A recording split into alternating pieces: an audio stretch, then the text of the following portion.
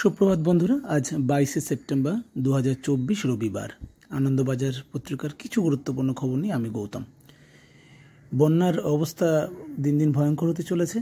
অন্যান্য নদীর জল কমছে, কিন্তু রূপনারায়ণ নদীর জল বিপদসীমার উপর থেকেই বইছে, যার জন্য হাওড়া ও হুগলি এই দুই জেলার অবস্থা একটু খারাপের দিকেই যাবে। আর গোদের উপর বিস্ফোরা, সামনে নাকি আর একটি নিম্নচাপ। চোখ বুজে থাকার অপরাধেই মেয়েটির প্রাণ গেল।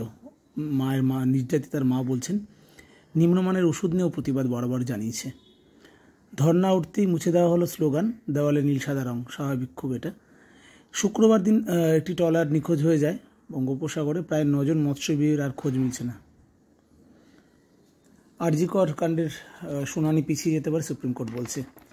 পশ্চিমে বর্ষা বিদায়, আর আগামীতে পূর্বে আসন্ন নিম্নচাপ।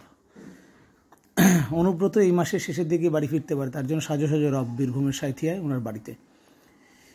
বলছেন ভেজাল লাড্ডু মোদিও খেয়েছিলেন, যদিও মন্দির বলছে এটা ভেজাল ছিল না। অনুব্রতের বিরুদ্ধে নাকি প্রমাণই জড়ো করতে পারেনি শীর্ষ আদালত, বলছে।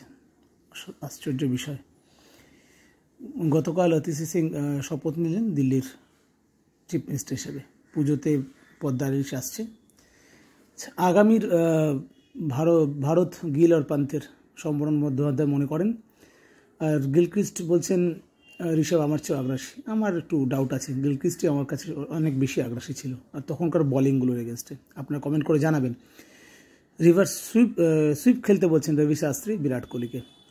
উচ্চতাকে অস্ত্র করে স্পিন সামলান সৌরভ। জানি না এখন মুথিয়া মুরলীধরনের মতো স্পিনারও নেই, যদিও ফুটবলারদের ধর্মঘটকে উনি সমর্থন করছেন, পেপ গুয়ার্দিওলা জানাচ্ছেন। ইত্যাদিতে শোভাবাজার রাজবাড়ির দুর্গাপুজো নিয়ে একটু লেখা আছে, কবে থেকে দুর্গাপুজোর শুরু। এবং অনেকেই বোধহয় কলকাতা গেছেন আপনার শোভাবাজার রাজবাড়ির দুর্গাপুজো দেখতে। আমার যাওয়া হয়নি। কমেন্ট করে জানাবেন কারা কারা গেছেন। চন্দননগরে একটি প্রায় 514 বছর পুরনো পুজো রয়েছে, বোসবাড়ির দুর্গাপুজো। আমরা চেষ্টা করি বেশ